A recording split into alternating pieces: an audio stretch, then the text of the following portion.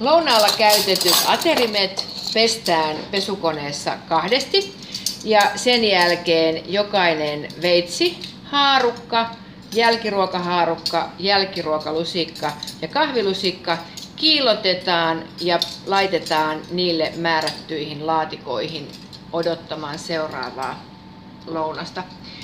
Every single cutlery that has been used during the lunch service will be washed twice, then polished and put to places into proper boxes to wait for the lunch next day.